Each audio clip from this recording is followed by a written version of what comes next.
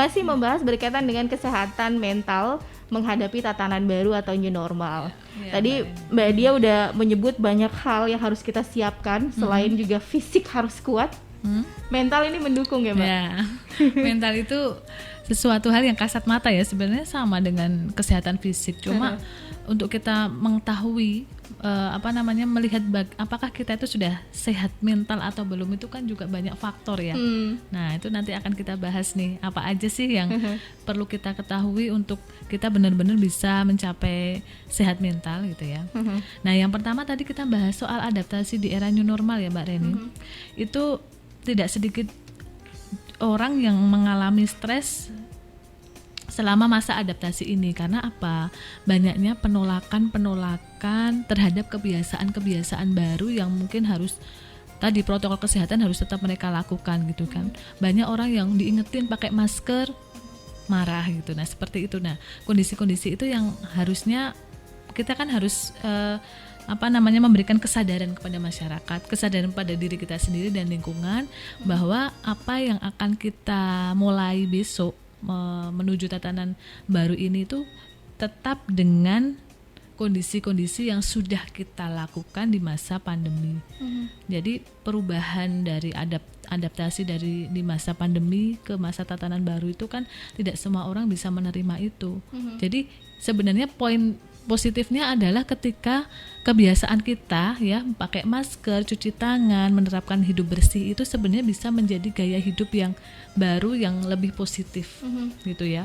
Kalau orang punya kesadaran untuk melakukan itu, makanya edukasi ke masyarakat gitu ya, melalui elemen-elemen terkecil dulu dari keluarga ke lingkungan masyarakat, kemudian ke sosial yang lebih luas, itu harus terus dilakukan secara berkesinambungan gitu. Nah selain itu kan juga perlu adanya kesadaran. Ketika kesadaran sudah muncul, maka kebiasaan baru, gaya hidup yang baik tadi, gaya hidup sehat yang sudah baik tadi itu bisa menjadi bagian dalam diri mereka, terimplementasi dalam kehidupan mereka sehari-hari. Oh jadi aku kalau dari luar cuci tangan sebelum megang anakku, cuci tangan, atau kalau perlu pulang kerja aku langsung mandi sebelum aku ngomong anakku. Nah seperti itu harusnya sudah mulai diterapkan. Jadi tidak kemudian lost control ya, tapi justru meningkatkan kewaspadaan, kesadaran diri untuk menjaga diri lebih baik lagi gitu. Oke, baik.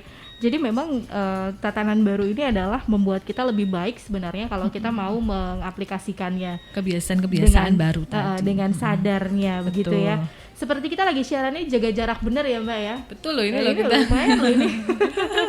Iya kan? Jadi hal-hal demikian ketika nanti ketemu dengan sahabat begitu ya. Ini kan ada juga beberapa kantor pemerintahan yang sudah mulai masuk ya Mbak ya.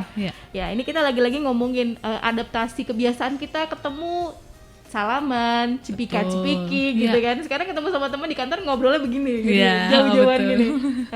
Oke deh. Dan hal seperti ini juga harus kita edukasi untuk sahabat-sahabat kita juga ini Mbak. Iya, betul. Memang edukasi itu harus terus-menerus ya Mbak ya. Karena tingkat kesadaran masyarakat atau tingkat kesadaran setiap individu itu berbeda-beda.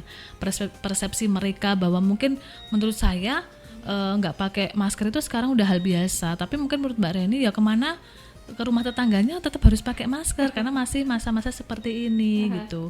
Mau tengok baby juga kan juga kita harus aware. Mungkin ada orang yang udahlah masanya udah biasa kok, tapi bagi orang lain kan juga harus lebih memperhatikan kewaspadaan dan keselamatan ya untuk diri kita dan orang lain gitu.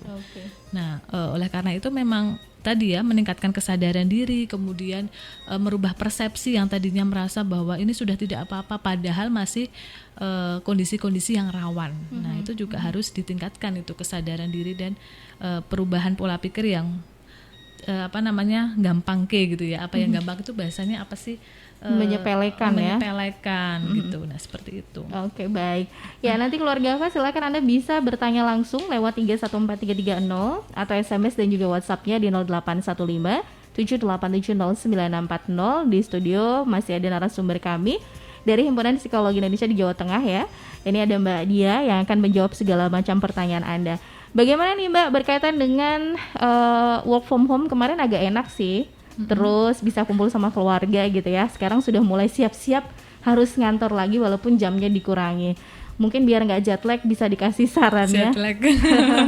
Dari Mbak Ika di Temanggung, terima kasih. Monggo Mbak. Oke, berarti ini kembali lagi ke adaptasi ya. 3 bulan stay di rumah dengan kebiasaan-kebiasaan dan pola baru. Sama, ini nggak cuma WFH, SFH juga anak-anak sudah awalnya juga kaget tuh Mbak Reni. Maksudnya, aduh harus banyak tugas online. Benar. Tapi setelah itu anak sudah mulai menikmati dan sekarang harus ya mulai lagi ya. Kalau kayak kita berarti mulai WFH lagi. Nah, yang perlu ditingkatkan adalah kita mulai memunculkan motivasi internal kita dulu. Kita mulai kembali lagi ke rutinitas kita. Kita sebagai misalnya ya orang yang bekerja di luar, tingkatkan motivasi lagi bahwa itu menjadi bagian dari kegiatan kita. Memang tugas kita adalah kita bekerja gitu. Selain kita ada kegiatan-kegiatan di rumah atau tugas pokok kita sebagai ibu gitu ya. Tapi kita tingkatkan lagi motivasi. Kemudian kita membiasakan untuk nanti ketika mulai bekerja, cara untuk meningkatkan motivasi juga dengan meningkatkan mood kita gitu ya. Rubah bentuk suasana hati itu menjadi sesuatu yang menyenangkan. Bertemu teman itu sesuatu hal yang membahagiakan gitu ya. Kemudian bergulat lagi dengan rutinitas pekerjaan yang begitu banyak di kantor, meskipun waktunya dikurangi, itu menjadi sesuatu hal yang itu rekreasi untuk kita gitu. Jadi itu tadi, karena ketika orang dikatakan sehat mental itu ketika orang itu mampu berpikir secara rasional apa yang sedang dia hadapi dalam kehidupan dia. Artinya apa? Orang yang mampu berpikir rasional itu dia bisa merubah ya, misalnya dari satu pola kebiasaan ke kebiasaan yang baru, itu dia mudah untuk beradaptasi dengan kondisi itu. Kemudian orang yang sehat mental itu mampu untuk mengelola, mengekspresikan emosi yang dia rasakan dengan tepat dan mampu berperilaku dengan tepat di lingkungan sosial yang dia hadapi gitu. Ketika di rumah WFH dia memposisikan diri seperti ini. Ketika nanti kembali lagi harus bekerja, berarti dia harus melakukan to-do list-nya apa sih yang harus kulakukan supaya nanti di rumah juga kerjaan tetap jalan, di kantor juga tetap bisa jalan dengan baik gitu. Oke, baik. Jadi memang walau butuh waktu untuk beradaptasi ya Mbak Dia ya. Betul. Orang-orang yang sehat mental ternyata bisa menempatkan diri mereka pada posisi yang pas. Ya, bersikap juga ya, bersikap juga dengan yang pas. Berpikir. Berasa, berperilaku dengan tepat gitu ya. Oke deh, kalau salah satu ada yang konslet sedikit berarti ini agak kurang sehat nih ya. Karena sebagai manusia kadang kita merasa sehat-sehat aja nih Mbak Dia. Betul. Banyak hal juga yang dirasakan sama teman-teman atau keluarga Fast yang lain di tengah pandemi ini. Oke, aku fine-fine aja kok. Ada yang bilang bahwa pandemi ini sebenarnya adalah hanya virus biasa untuk menyiasati sistem imunnya naik, jadi nggak panik. Nah ini gitu. Kalau diterusin kesehatan mentalnya seperti apa nih Mbak? Merasa bahwa kondisi yang kita alami sekarang itu merupakan virus yang biasa ya. Yang biasa. Sempat kemarin saya ketemu Mbak Reni dengan orang yang ya kembali lagi ya ke persepsi. Persepsi itu juga berkaitan dengan bagaimana dia bertumbuh, berkembang di lingkungan, kemudian pendidikan juga. Jadi banyak orang yang sudah merasa ya udahlah wong nyatanya mohon maaf saya kayak gini aja nggak pakai masker, saya aja misalnya mohon maaf ya ini kan laki-laki saya merokok nggak apa-apa, semuanya fine-fine aja gitu. Nanti juga paling itu kan sama, maksudnya kondisinya saya juga paling demam minum obat selesai sembuh gitu. Nah pengabaian itulah yang kemudian membuat itu membahayakan karena bisa mempengaruhi persepsi orang lain gitu, ya kan? Maksudnya kalau jangan sampai apa yang kita ucapkan itu kemudian membuat orang lain jadi mikir lagi. Iya, maksudnya oh ya udahlah wong kamu aja biasa kok, aku biasa. Nah, itu yang tidak boleh, makanya kita harus tadi meningkatkan kesadaran itu penting ya. Karena kalau memang seseorang itu mau betul-betul dikatakan sehat mental, mau betul-betul dia merasa secara psikologis, fisik, psikologis dan sosial baik, itu kan berarti harus banyak kriteria yang harus diperhatikan gitu ya. Artinya orang sehat mental itu harus terintegrasi Mbak Reni. Tadi seperti Mbak Reni udah sampaikan, antara pikiran, emosi, perasaan dan perilakunya itu harus saling terintegrasi satu sama lain. Ya, jadi yang perlu kita ketahui bersama bahwa kesehatan mental itu dipengaruhi juga dari faktor perkembangan dan kematangan emosi kita, dari kepribadian kita. Orang-orang yang cenderung terbuka gitu ya, dia biasanya akan mudah beradaptasi. Dia akan mudah mengelola stres, atau biasa dinamakan coping stress. Cara mengelola stres yang tepat tuh harus bagaimana. Kemudian dia mampu merespon secara positif berbagai problema atau masalah-masalah kehidupan gitu ya. Nah, kemudian juga selain itu faktor tadi kondisi lingkungan, bagaimana lingkungan rumah membentuk dia, lingkungan keluarga dulu pola asuh membentuk dia gitu. Jadi memang beberapa orang yang terkesan mengabaikan itu kan juga dilihat apakah orang seperti itu juga secara mental dia sehat atau memang dia punya kecenderungan yang memang tipikalnya orangnya nggak peduli gitu loh dengan kondisi dia, apalagi kondisi orang lain. Benar. Gitu. Lagi-lagi pola asuh ya Mbak ya. Pola asuh ini memang sangat berpengaruh sekali, dan kesiapan mental juga sebagai orang tua untuk membuat pola asuh yang lebih baik ketika masa pandemi ini menghadapi new normal. Iya.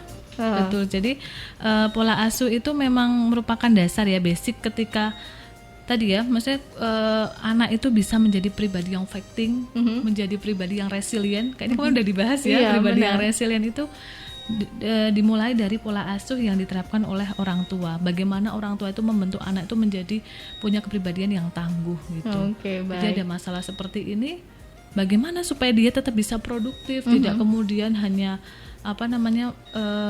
kemudian dia ngedown ya, jadi tidak ada motivasi. Nah, itu kan yang harus semua dari kita lah.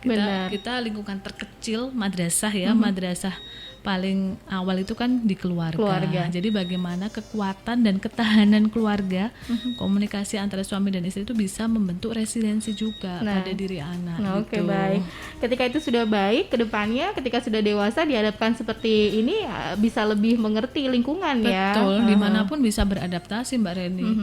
Kondisi sulit apapun ya, sekarang kan kita kondisinya sedang sulit nih. Di masa pandemi ini segalanya serba tidak pasti, tapi anak-anak yang sudah terlatih dengan pola asuh yang tepat, kemudian dia juga memiliki pribadi yang tangguh dan resilient, itu akan lebih mudah beradaptasi dengan lingkungan dimanapun dan dengan kondisi apapun. Tadi ya terintegrasi antara pikiran, emosi dan perilaku. Oke. Ini balik lagi ke kebiasaan orang dewasa tadi. Ketika saya tanyakan sama Mbak dia merasa sesuatu hal biasa aja. Kalau tidak diungkapkan mungkin tidak masalah ya Mbak ya. Itu hanya untuk memanipulasi pikirannya dan perasaannya biar nggak panik gitu.